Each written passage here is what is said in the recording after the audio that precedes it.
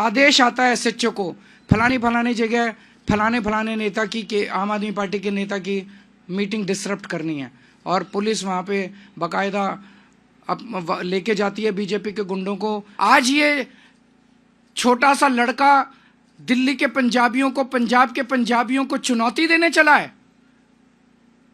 हम इसका सख्त विरोध करते हैं और हम कहते हैं कि अमित शाह जी को इसके लिए माफी मांगनी चाहिए। जिस तरह से गुंडागर्दी और हिंसा भारतीय जनता पार्टी फैला रही है, ये जो आतिशी जी ने कहा, ये वारदातें केवल उनकी विधानसभा तक सीमित नहीं है।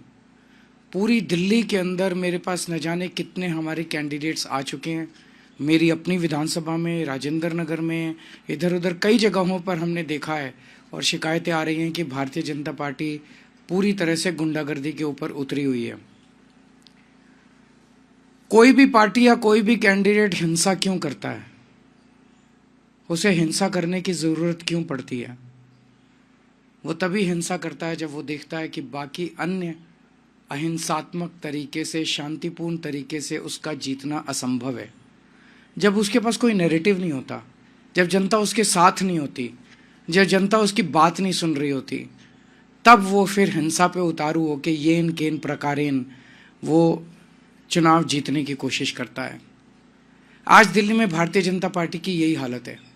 पूरी दिल्ली में भारतीय जनता पार्टी अपनी ऐतिहासिक हार की तरफ धीरे धीरे, या मैं कहूँ तेजी से बढ़ती जा रही है। ये हार ऐसी होने वाली है भारतीय जनता पार्टी की, शायद भारतीय इतिहास के अंदर लिखा जाएगा कि एक पार्टी थी जो इतनी बुरी तरह से हारी। उसकी वजह से अब इसकी कमान अमित शाह जी ने संभाल ली है केंद्र में, और पूरी दिल्ली पुलिस को कानून व्यवस्था से विड्रॉ कर दिया गया है। और पूरी दिल्ली पुलिस को विड्रॉ करके उनको केवल और केवल भारतीय जनता पार्टी के चुनाव प्रचार में करने में, पूरी दिल्ली पुलिस अब भारतीय जनता पार्टी का चुनाव प्रचार कर रही है। और चुनाव प्रचार कैसे कर रही है?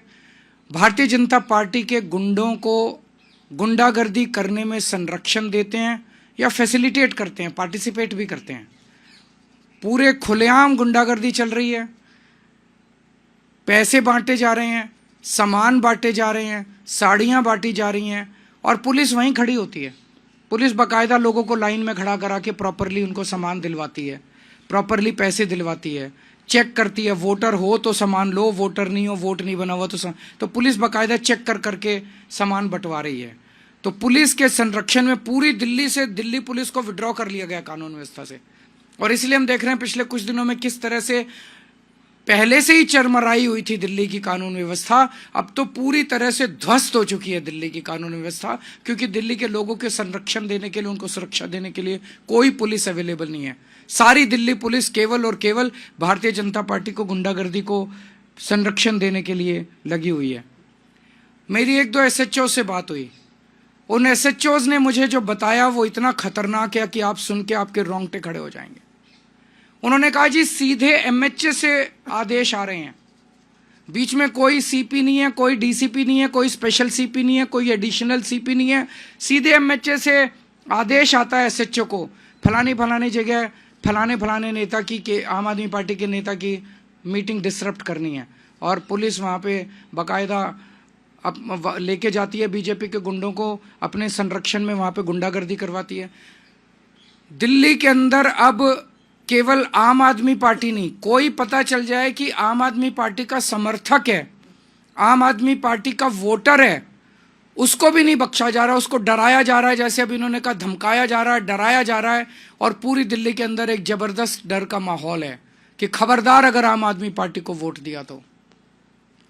दिल्ली ने इस तरह की हिंसा कभी नहीं देखी थी। दिल्ली एक शांतिप्रिय स्टेट है, दिल्ली एक सभ्य लोगों का शहर है, दिल्ली पढ़े लिखे लोगों का शहर है। तो मैं ये पूछना चाहता हूँ कि क्या दिल्ली ये सब बर्दाश्त करेगी? दिल्ली ये बर्दाश्त नहीं करेगी। मेरी अपनी 3 या 4 सभाओं को इन लोगों ने डिसरप्ट करने की कोशिश की, और बड़ी खूबसूरती देखिए कि वहाँ जो ऑडियंस में लोकल जनता आई हुई थी, महिलाओं ने खड़े होकर जो बीजेपी के कार्यकर्ताओं को खदेड़ा, वहाँ से उन्हें दुम दबा के भागना पड़ा। तो मैं दिल्ली की जनता को कहना चाहता हूँ कि दिल्ली हम सब लोगों की है, इन गुंडों की नहीं है दिल्ली। हमें दिल्ली को बचाना पड़ेगा, आपको दिल्ली को बचाना पड़ेगा। अपनी दिल्ली के लिए, अपने बच्चों के भविष्य के लिए, दिल्ली के भविष्य के लिए आपको खड़े होना पड़ेगा। अगर कहीं ये डराने की कोशिश करें, एकजुट होकर इनका सामना करना पड़ेगा। हम देखते हैं, हम सब 2 करोड़ लोग देखते हैं कि कैसे ये बीजेपी वाले दिल्ली को बर्बाद करते हैं। हम नहीं होने देंगे दिल्ली को बर्बाद। और आप सोच के देखो, चुनाव के पहले अगर ये गुंडागर्दी इस तरह की कर रहे हैं, खुदा ना खास्ता अगर ये जीत गए तो चुनाव के बाद ये दिल्ली का क्या हाल करेंगे, इसकी आप कल्पना भी नहीं कर सकते। हमें दिल्ली की संस्कृति को बचाना है और इस गुंडागर्दी को रोकना है। आप कुछ अगर कोई 1-2 क्वेश्चंस हैं तो आप बताइए। बिल्कुल रोकने की कोशिश की जा रही है। मुझे ये डर है कि चुनाव वाले दिन वोटर्स को वोट डालने से रोका जाएगा। मुझे मतलब मैंने बताया, बीजेपी अपनी शायद 2015 की जो हार थी, 3 सीट आई थी, उससे भी ज़्यादा बुरी हार इन लोगों की होने वाली है। इस बार बहुत बुरा हाल होने वाला है। और जितनी गुंडागर्दी ये कर रहे हैं उतने वोट इनके कम हो रहे हैं, उतने वोट। जनता ये पसंद नहीं करती। जनता कहती है भाई आप अपना काम बताओ, काम इनके पास है नहीं गिनाने को। जनता कहती है आप अपना विजन बताओ, विजन ये कहते हैं मोहल्ला क्लिनिक बंद कर देंगे, दिल्ली के स्कूल बंद कर देंगे, दिल्ली के। जनता को ये सब, इनका एजेंडा पसंद नहीं आ रहा जनता को।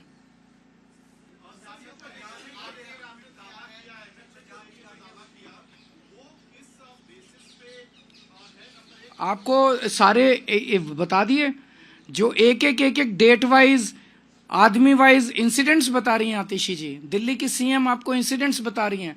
उन्होंने लिखित में चुनाव आयोग को शिकायत की है। इनको सबको गिरफ्तार किया जाए।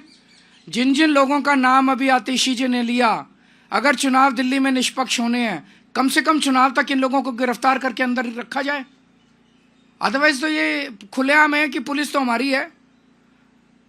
जब सैया भय कोतवाल तो डर काहेगा।